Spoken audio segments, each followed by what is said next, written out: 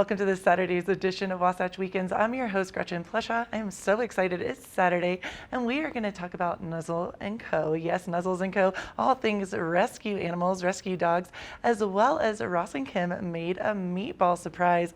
Your guess is as good as mine. I just know meatballs are in it, and I'm super stoked on that. Let's take a look at the weather for this Saturday. Sit back and enjoy Wasatch Weekends.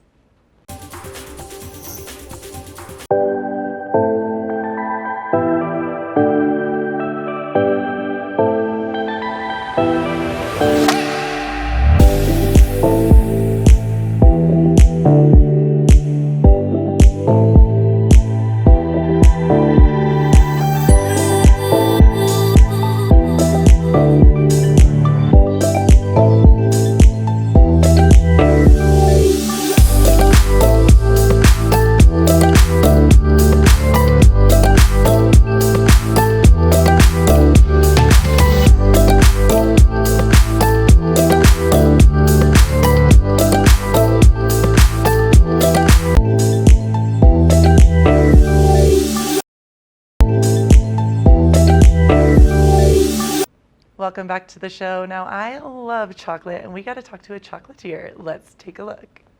Almost time to start filling those Easter baskets, and lucky for us, we have joining us Ann Chaya with Lindt Chocolates. Ann, thanks for joining us this morning. And you look amazing over there, and as a master chocolatier, can we start with that? How do you become a master chocolatier?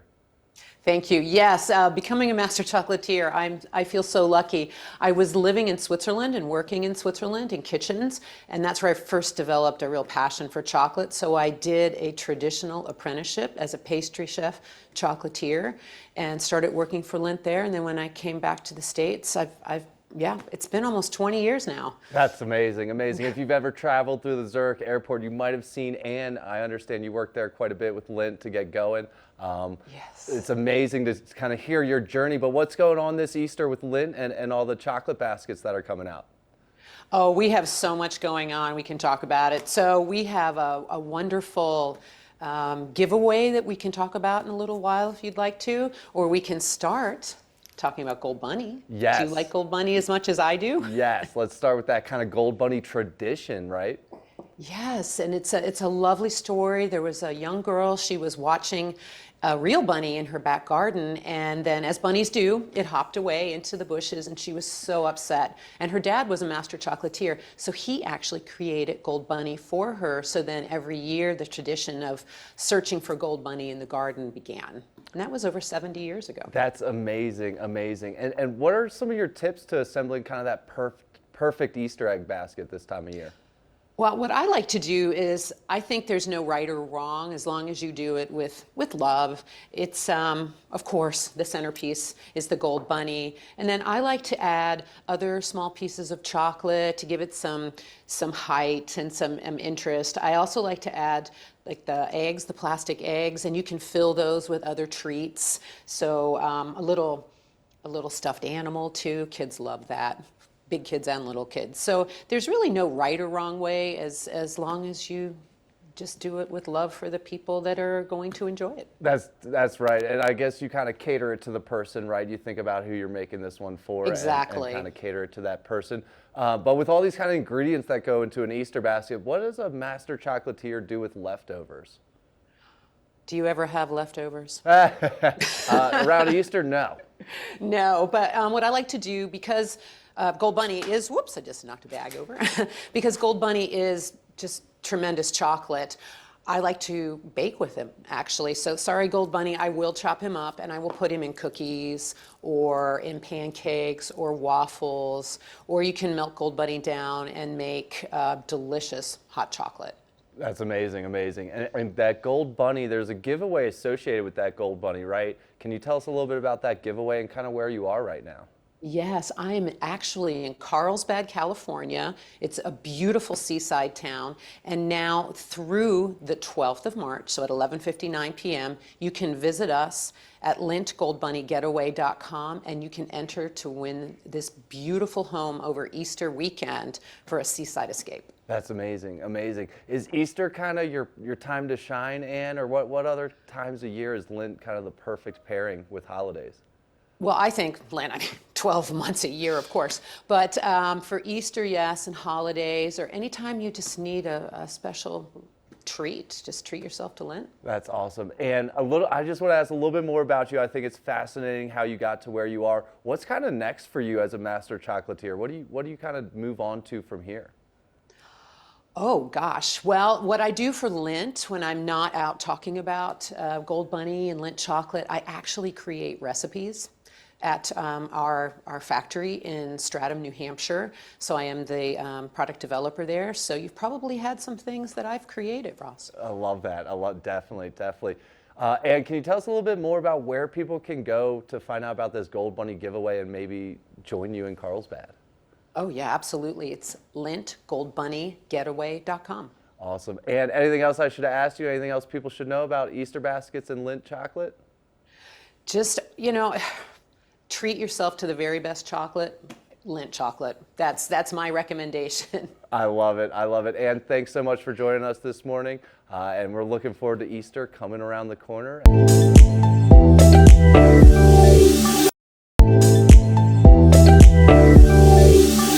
Welcome back to Wasatch Weekends. I'm your host, Gretchen Pleshaw. Now it's National Crab Meat Day, and our very own Tracy is going to cook up a crab dish. Let's take a look.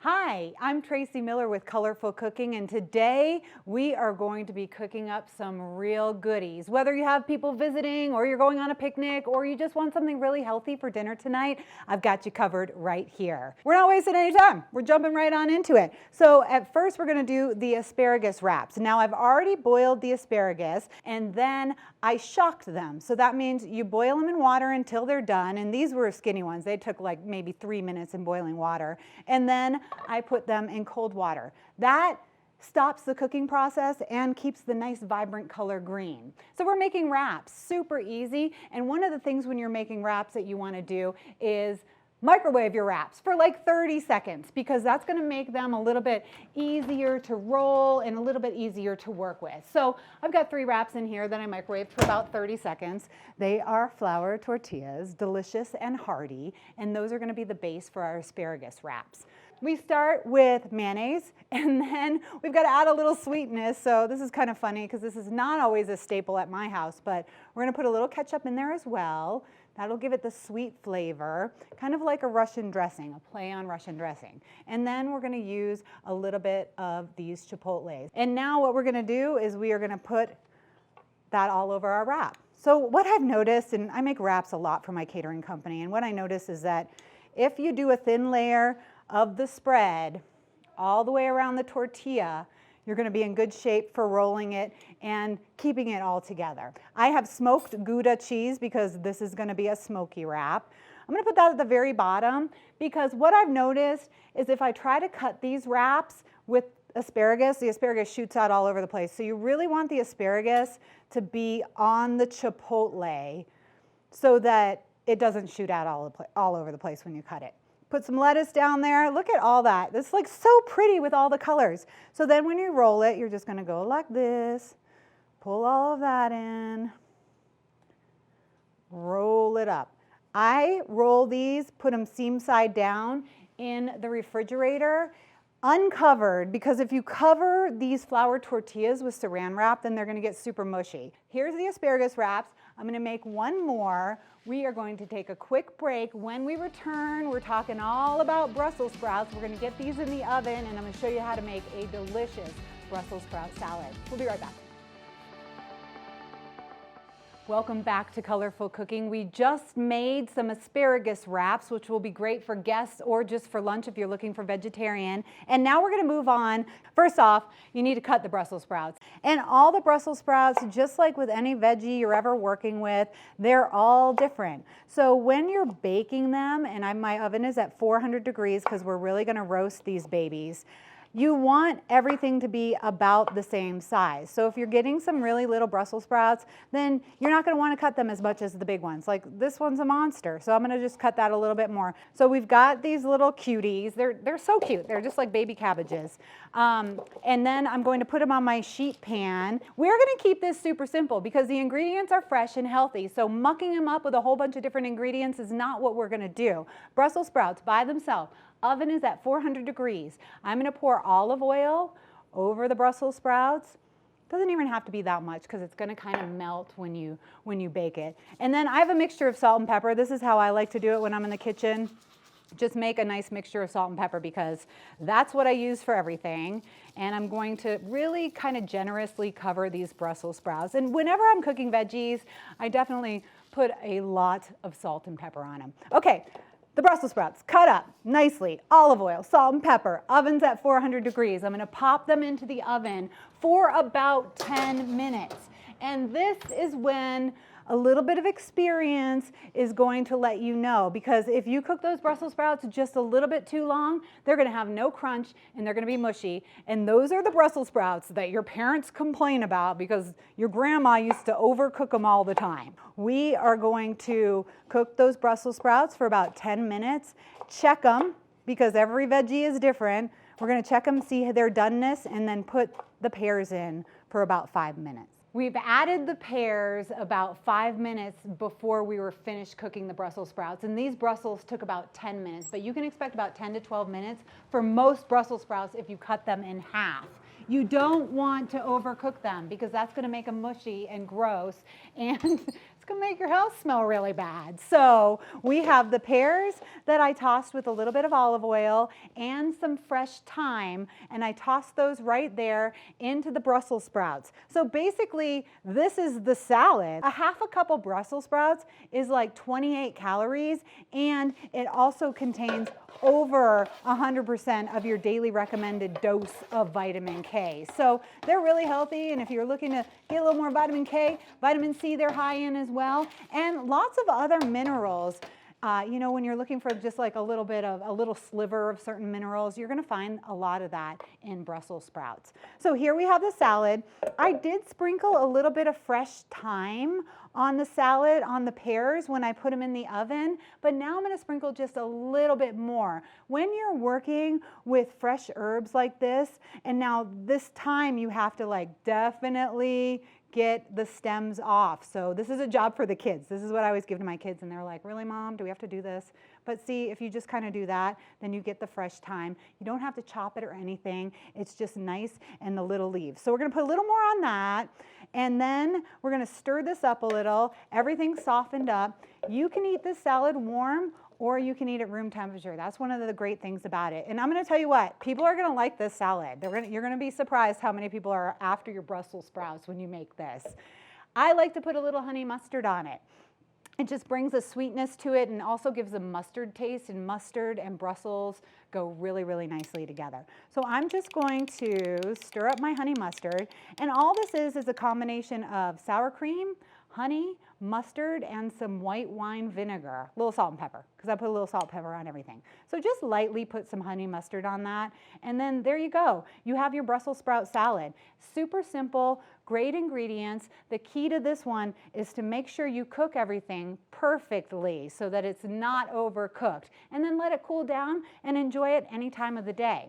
So now we have smoky asparagus wraps, we have a Brussels sprout pear salad, and next we are going to make crab cake. Okay, so you're probably dying to know the biggest secret of making crab cakes, and everybody has their crab cake recipe that they like. Mine, I just like a lot of crab in it, not a lot of filler, but you do need some filler or the crab cakes aren't going to stick together. So the biggest secret is when you buy your crab, and I buy mine from Costco, I get this big one because it's actually delicious crab, but it kind of gets a little wet, so you have to wring it out a little, like I'm gently squeezing the crab. Like, you don't want to be tough with it. It's very delicate. It's delicious. It's tender. And we're just happy that somebody else got it out of the shell for us. But this is what you do. This is the #1 tip, in my opinion, that I can give you to make good crab cakes. You get all of this moisture out of here. See, as you get to the bottom, there's just so much. And then you're going to get a nice sear on your crab cake, and it's not going to steam up. Okay, easy enough. We have all this beautiful crab. It's nice. It's claw meat. It's delicious. I'm going to add some parsley. little bit of green in there. We are going to add some red onion. Onion's not my favorite, but it's very good for you. And a lot of people like the onion in here, and it's definitely missed if you don't add it. I add a tiny, tiny bit of Creole seasoning, and it doesn't, whatever the Creole seasoning is you have at home, I just add a little bit of that just to give it some flavor. I do add a little salt and pepper. We'll go back to what I said earlier, salt and pepper everything. 1 egg that has been slightly beaten, that's gonna help bind everything together. I do a little bit of mayonnaise to give it a nice creamy texture, and then some breadcrumbs. Ball them up. Look at that, pat them down a little, squeeze them in on the side, and then I put them in my pan. When I'm dropping them into my pan, I wiggle it around a little bit so that the olive oil goes under all of the crab. These are crab cakes. They are delicious. We will be talking more when we get back. You're watching Colorful Cooking.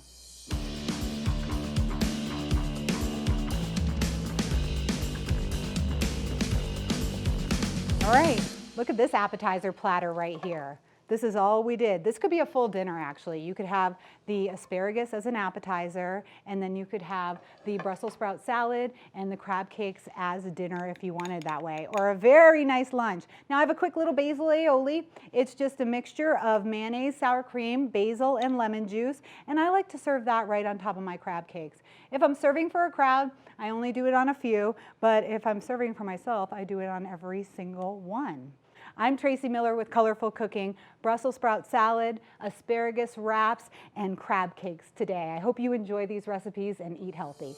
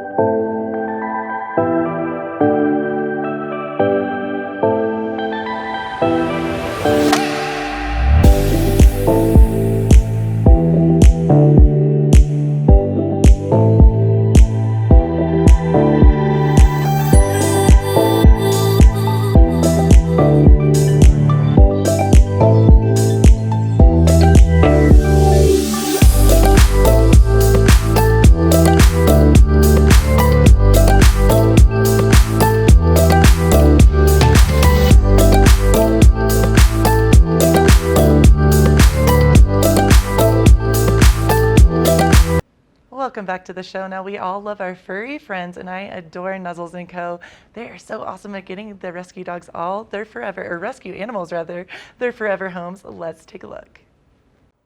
Welcome back to the show. I'm your host, Gretchen Pleshaw. Now, it's always a good day with the Nuzzles & Co. I have Josh with Nuzzles & Co. and a little girl named Lily. How are you doing? Oh. I'm doing really well. She's gonna hog the camera today. Oh, I love it. She knows. Look at her. She knows her angles even. Let's She talk does. all things. First, we're going to deep dive, all things Lily. How old is she? What is she? She is darling. Tell us about Lily. So Lily comes from Kayenta, so the Navajo reservation, like a lot of the dogs we rescue. Okay. Being that's the case, she's kind of a mystery mutt, so we just call her a mixed breed. Love that. I think she was about 50 pounds. Okay. She's got short little legs, but a solid little body. She is beautiful. I'm sorry, but she is just slaying it right now. I love her. What do you think, kiddo? Are you a little nervous to be on camera? And Josh, how Like, I old don't do know we about this sitting in your lap thing. right? How old do we think Lily is? They looked at her teeth and stuff, and they're guessing somewhere around 3 years right now. Wow. And she seems She like does have a tiny bit of facial scarring, so it seems like she probably had to maybe defend herself in the desert. okay. You know what's interesting about that is I was thinking how beautiful her face is, and it really gives her character. Like, truly, I wasn't even like, oh, the facial scar. She's just stunning. What a beautiful, beautiful dog. I think agree. she's I think loving she's got it. a lot of character. She's one of the staff favorites right now. Whenever we get some new dogs Yeah. in, we always go spend as much time as we can with them, get to know them, and she is one of those dogs that immediately everybody's like, I'm gonna walk Lily today. Yeah, Lily's I'm the gonna one go I'm hang out with walking. Lily today. So we think she's going to go pretty quickly, is what you're saying. Lily won't be around for a long time. I don't see a reason for her to stick around for a long time because she's good with cats. She's good with dogs. Cool. She has play groups at the ranch already. Wow. We're assuming she's going to be pretty good with kids. She's not a real big jumper. And she walks really well on a leash. She walks up and down stairs really well. Oh, She didn't cutie. make a mess in her kennel last night, so she does pretty well about holding it. Good. Uh, Oh, I think that's a pretty easy, good introductory family dog right there. 100%. And I was going to ask you, Josh, so when someone's interested in Lily and they do maybe have another dog, are you able to bring the dog with them to meet Lily? Yeah, we actually recommend people who have another dog to do a meet and greet. They can contact us and just find out which location Lily's at. Is she at the adoption center today or is Okay. she at the ranch? And then we can make arrangements for them to come to either location with Ugh, their other dog, do a very, a nice little meet and greet, find out that the dogs get along or not. But with Lily, I think on her side, it's going to be pretty she's going to much a love. yes.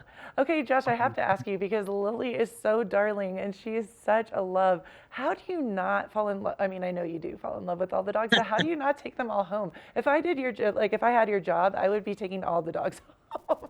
Is it really hard? It's one of those conversations we actually have with foster moms quite a bit, Yeah, where we talk to them about, if you decide to foster fail and adopt this animal, or if me, Josh, decides to take 5 more animals home, right. then there's no more room in my home to potentially be a foster or Okay. do things that I need to have that space and that openness available. And every day I kind of approach this as I'm doing a lot to forward the mission, and Yes. that mission is finding these dogs homes. Oh, So I get to be their voice yes. and congratulate them when they move on to the next piece of their life. You made me emotional, Josh, because I've never heard anyone say it that way, and that's really beautifully said. You do get to be these, I don't, I'm sorry, I'm emotional. You get to be these dogs' voice. That's powerful. That has to feel really good that you do that in this world. That's pretty amazing. It's pretty cool. It's pretty special, and we take the job very seriously because they can't speak for themselves, so Right. we get to be their ambassadors and Mm. and really speak for them and communicate to the world like how we think this dog is going to fit into a family and Yeah. what the best fit is for them. Well, and I love that too, Josh, and I think this is really important to talk about is I love that you're so honest. So if you do get a dog, and I've talked to you before about this, not all dogs are going to want to have like other dogs around. Some dogs are just solo dogs. They want to be onlys, and you're really honest Sure. with people because you don't want the dog to come back, so Yeah, that's really we're not looking to get the dog out the door like right, like hey, get this dog out of here, let's make room for the next one. right. That leads to people being unhappy, possible returns, things of that nature. So we're looking for a good fit, and that's why we go out of our way to kind of figure out the dog's personality, what we think is going to be a good fit for them, and we explain that I'm to the just best of our ability to a potential adopter. I love that. Thank you for being so honest, Josh. And I love Lily. I'm digging her vibe. I mean, she is so confident. I love this. Yeah, she's like, this is really fun. Like, you got me out of my kennel, and now I'm a star. I'm a star. I'm a pup star.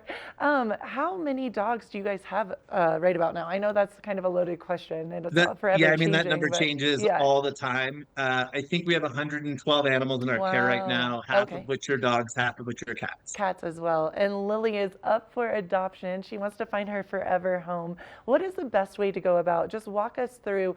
I see Lily on TV. I'm like, oh my gosh, perfect timing. This beautiful creature I must meet. What is the next step? You can call us to arrange a meet and greet, or Okay. you can quite literally go to our website, nuzzlesandco.org, and click on her picture Cool. and start an application process for her, even from the comfort of your living room. I love that. And with the application, because I know for a lot of people, they've never done this before. What does that look like? Are there just basic questions about like how big your home is, if you have children, et cetera? Yeah, what other animals do you have in your home? Okay. Are you equipped to, like, if we have certain dogs where we recommend a fence, do you have a fence in a yard? Cool. Do you rent or own? And if you are a renter, do you have the Cute. capability in your lease to have an animal in your life Right. and as part of that living situation? And then we have a couple of red flag questions that are kind of an educational opportunity for us. One of Okay. those is, if you got a cat, would you declaw it? If you got a dog from us, would you debark it? I And never thought about that. That's interesting. yeah, we don't look at that as a straight up like no, but we look at it as an opportunity to have a conversation about, well, why would you want to do this? And did you know that this is really not a great thing for the animal? Okay. And if we have a good feeling after that conversation, Mm. then we may adopt to that person. But those are red flag questions for a reason. So there's a chance that might be a disqualification. I love that you said that because that's again, it's so beautiful to know. I think sometimes people assume, oh, there's all these dogs and we want to get them homes. Well, yeah, you want to get them homes, but you want to get them the right homes. And so these Sure. questions are important, they really are. Yeah, absolutely. I mean, I look at the application as we even turn it into a short little interview process. I want to get to know you as an adopter and Yeah. um, see what my gut feeling is too. I mean, there's some interactions we have and we feel like, oh my gosh, this has made our day because we know Lily's going to go to the best home ever. Yes. Those people are amazing. Right. And there's other times where you're like, I really hope this It this works works out, but out. I have a better feeling about it than not a better feeling. No, I feel that. Well, and as an owner of 3 rescue dogs myself, like just going through the process is really emotional and it's intense, and you have to be ready to really want this dog, cat, whatever animal, because it's a big life commitment. Or when we do like remote adoption events, we'll have people who maybe weren't planning on getting a dog that day or a cat that day, and Yeah. they see us and they get really excited and they're like, "Oh my gosh, this animal's so beautiful," and I feel connected. In some ways, I almost encourage them to do a trial adoption Awesome. or think on it for a night because they weren't somebody who actually went out of their way to come to us. They were Right. somebody who accidentally encountered us and were like, "So you want to get down? Okay, okay." Lily's like, I've had enough. Um, she's done being a star. Yes. Yeah. So I think if somebody thinks on it overnight, I mean, you're making a commitment. If you're getting a puppy, especially, I mean, Mm. that's a decision that's going to affect you for the next 12 years of your life. That is so true. And I love that's really cool to say too. And I don't think people always think about that too. There are trial adoptions because sometimes even the cutest of dog that you might think, oh, this is it, this is the one, it might not be the best fit for your family. So that's like, there's no shame in that, to try it But out before. and the other reality too is a dog might behave completely differently in your home Mm, than it does at the ranch. We might have a certain relationship with that dog here, but once they get settled into your home, they're like, "Oh, this couch stuff is great. This yeah. this regular feeding schedule and walk schedule with the same person every day Yes. and a different kind of snuggling is really great." They're going to relax. 3 days after they get home is going to be different. 3 weeks after they get home is going to be different. 3 months after they get home is going to be different. Oh, I love it. Thank you for everything you do at Nuzzles and Co, Josh. I just, that is such a beautiful job. And thank you for being the voice. I love that. The voice of all these dogs and cats and animals that can't talk. And we just appreciate you. And I really you're going to have to keep me posted. I want to hear about Lily. I know she's getting adopted. And I know it will be the right family, the right fit, or the right I think human. we'll find, yeah, I think we'll find the right human family for her, and I'll give you an update on that. And maybe in a week or so we can do a cat because we've been doing a Yes. lot of dogs. And that's something thank you for saying that because I'm a dog person. I love cats as well, but I have 3 dogs, rescue dogs. But cats are brilliant. All my friends have rescue cats, and that's important. So cats and dogs, we're here for it. Thanks so much, Josh. Nuzzlesandco.org. Yeah, I love it. That is Josh with Nuzzles and Co. Thank you so much, and keep it right here. We have more of the show to come. All right, Bye. you too.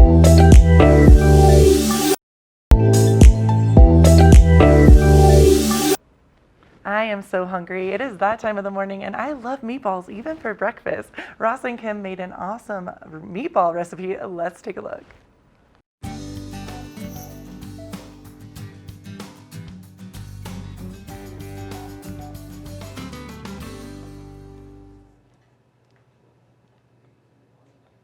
It's Monday and it's football snacks because the big game is this weekend. Can't wait. Cannot wait. But did you see the San Francisco 49ers and Kansas City Chiefs arriving into Vegas yesterday? I did not. Yeah, no. so they're in it to win it. They All look right. relaxed.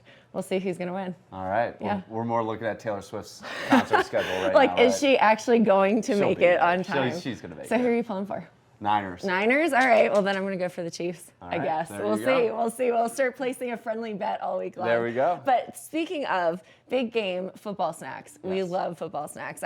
Personally, I think I love the big game more than Thanksgiving or Christmas because you get all kinds of variety. Yeah. Yeah, so we're gonna make what I like to call end zone meatballs. So this is like a traditional take or a fancier take on, you know, the jelly meatballs that you just throw in a crock pot. We're gonna actually make this with a little bit of crushed pineapple, vinegar, olive oil, peppers, onions.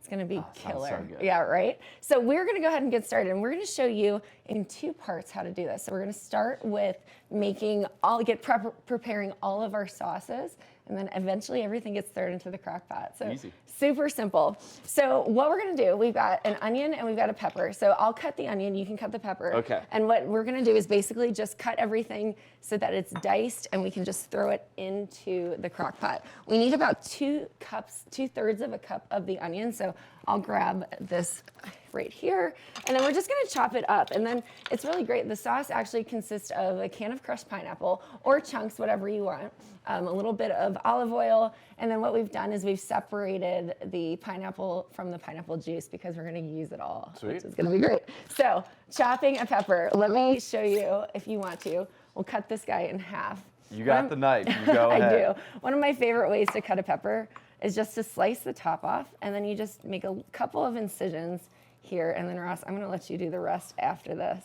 Love And then it. it's really simple. You'll just pull out this middle piece, just like that, and it keeps the seeds comes right out. So you do that, we'll cut it in half, and then we'll put it into my favorite contraption, which is this kitchen full star chopping thing.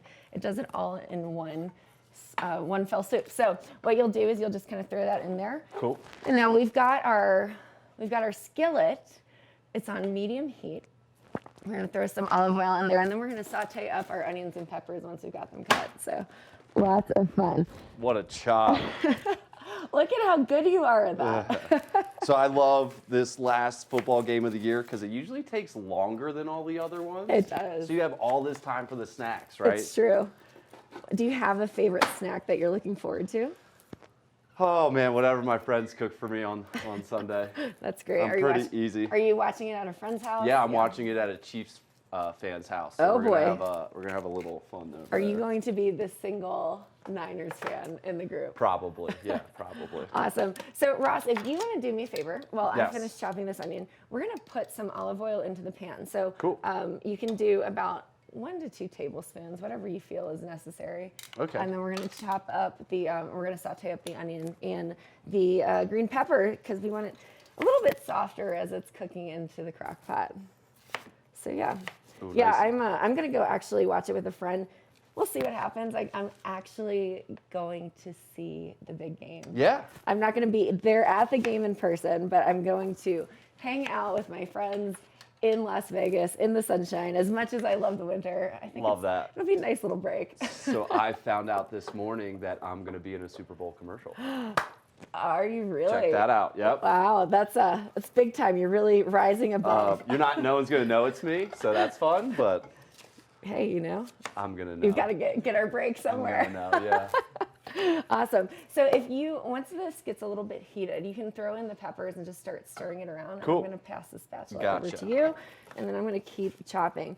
What's great about this is that it's a little bit a mix of sweet and nice and sizzling. I love it. We love the sound of a sizzle. Yes.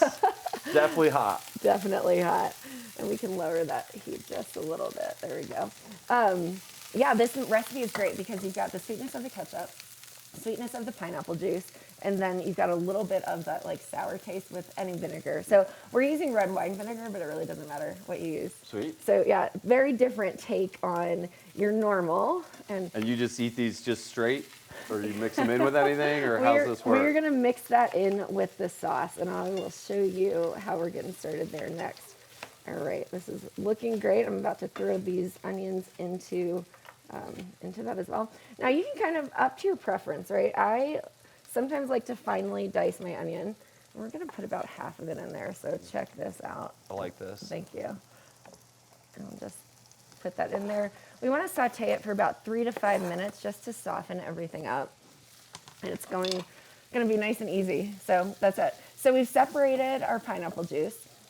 Now, do you know about cornstarch? No.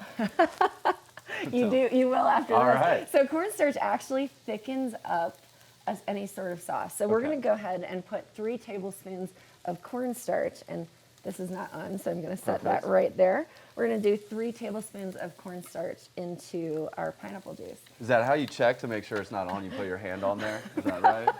Definitely not the right way Not to on. do things. We're going to just put our hand, I make mean, sure. I saw the dials, but I just also wanted to It's demonstrate. all right. You know what you're doing. I know you know what you're doing. Some days we'll see. Yeah. You know, it's a Monday morning, so the all brain right. is turning on. It's all right.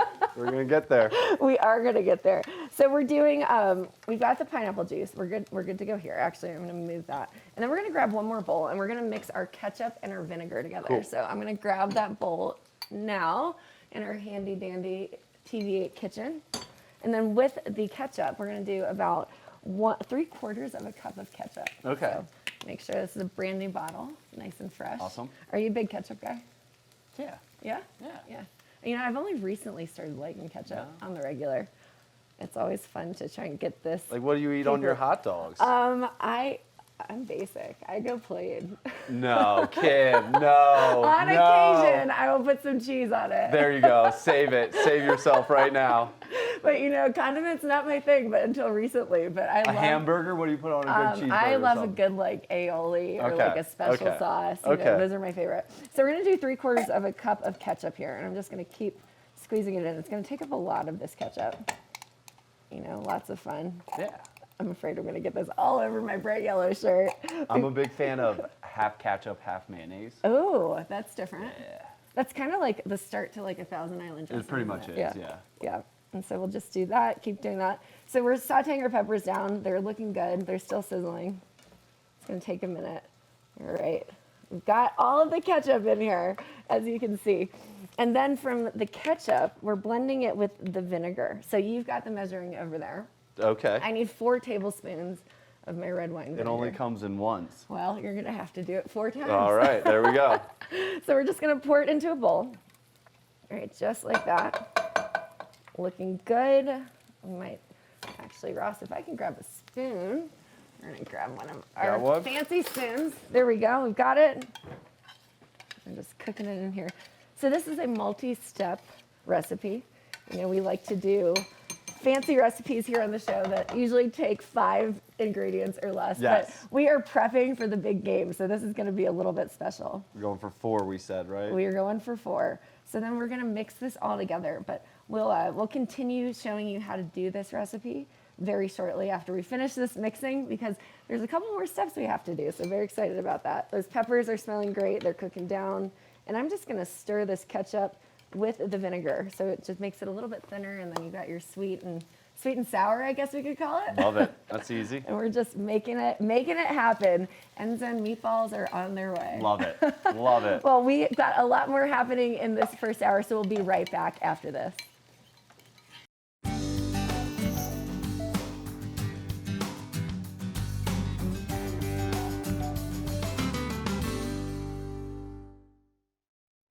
Welcome back to the kitchen.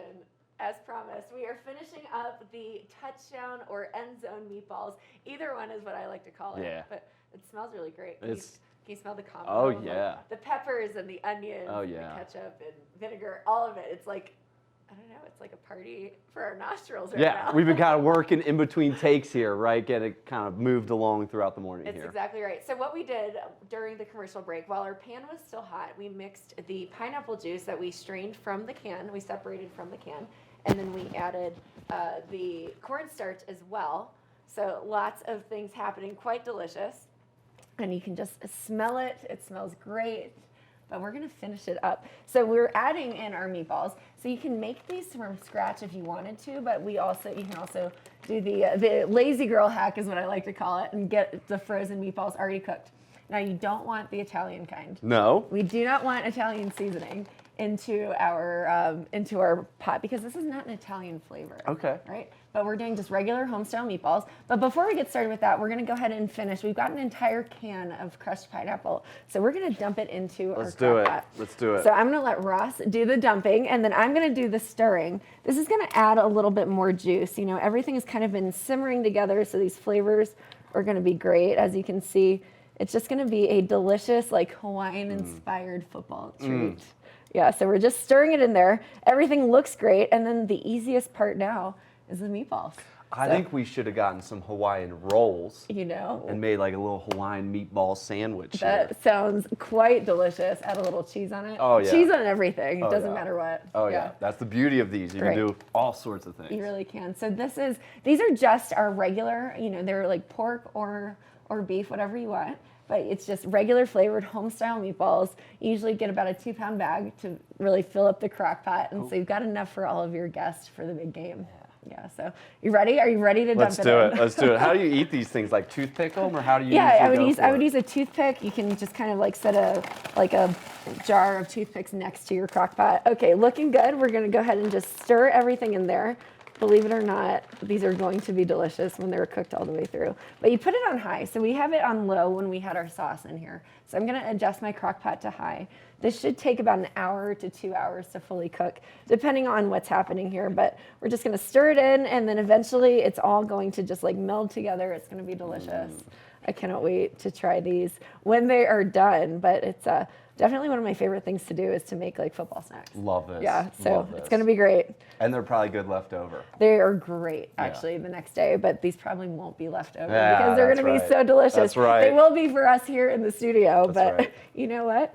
We're going to let them cook. It's cooking on high, and then we'll see what happens after that. Cool. Easy. Yeah, lots of stuff. So if you feel like you need to put a little bit more like sauce in it, we can add a little bit more of the red wine, a little bit more of the ketchup, Cool. olive oil. Just depends on how thick you want your sauce to be that's surrounding these meatballs. So they're just going to simmer down. They're going to be delicious. Easy. It's going to be super Do you ever easy. use the liner in the crock pot so you don't have to clean it? I don't. No. I should. Easy kitchen hack. I feel like I do dishes all the time because I'm always trying new recipes That's right. and cooking. But yeah, do you use the liner? It's part of it. Are you a crock pot guy? Not a big crock pot guy, no. Oh, you're about to be. Yeah. The more you're on TV8. I love to eat a good crock pot meal, but It's true. I just don't have the patience, you know, Yeah, it's a lot. to let it sit for hours. So It's I'm- true. But we're gonna let this one sit, and it's going to be delicious. It's gonna smell good. We can already smell all the yeah. flavors now. So I feel like we're in Hawaii. Yeah. You do? I do kind of, Okay, all I'm right. ready for it, ready for the sun. And I know we're getting some here, but I'm ready for the sun and the beach. So it's coming up soon. And I'm ready for some snow. Yin and yang here. Always. That's what it is. But we've got all of this deliciousness in the crock pot. Cannot wait to taste it. These are called end zone or touchdown meatballs. Whatever you want, you can make it fun, make it themed for your party and for all of your guests. Love it. Yeah, it's going to be great. Well, we've got more on deck for the show, so we'll be right back after this.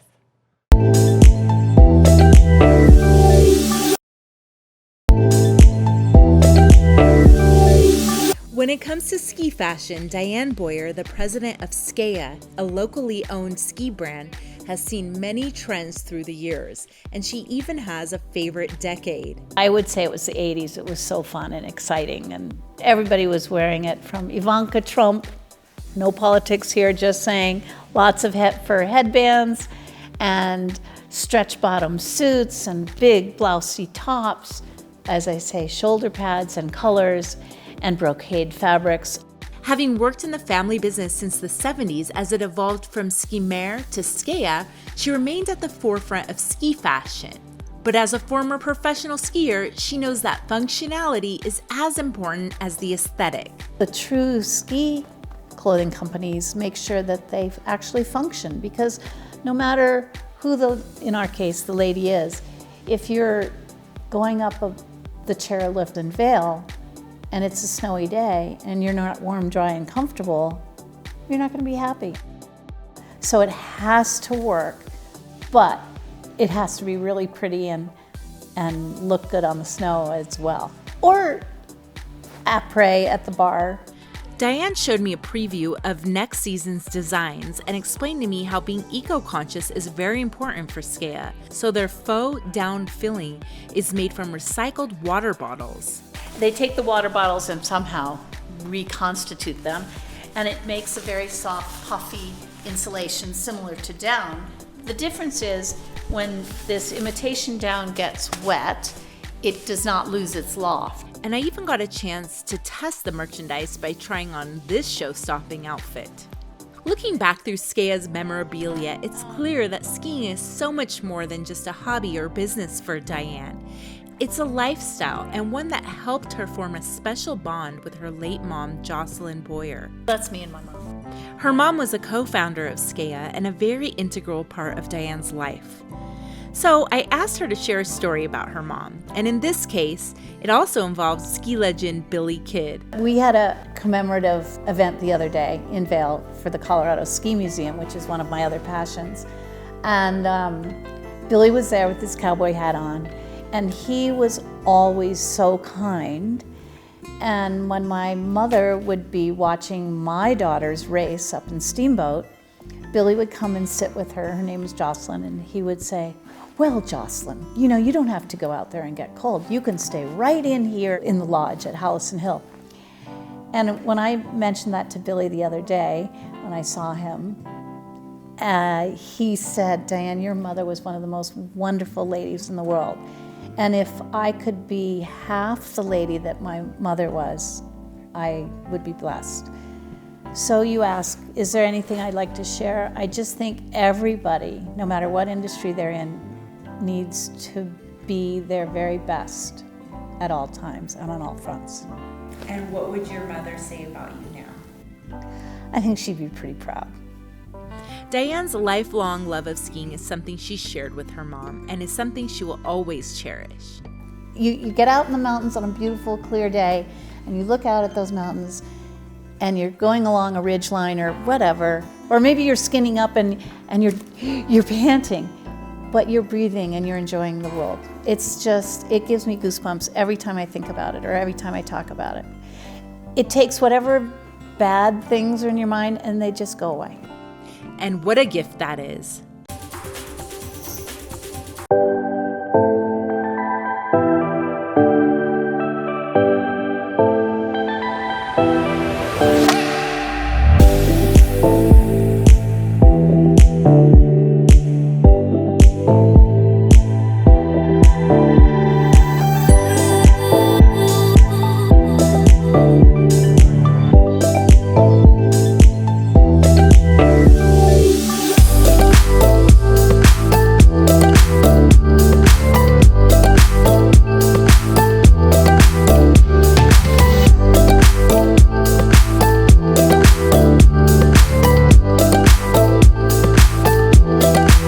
What an amazing Saturday. Crab, we had all things crab meatball artists. Oh my, I loved it. It was so great. I hope you have a great weekend. Get on out there and get some skiing in. Have a good one, and we'll see you tomorrow for more Wasatch Weekends.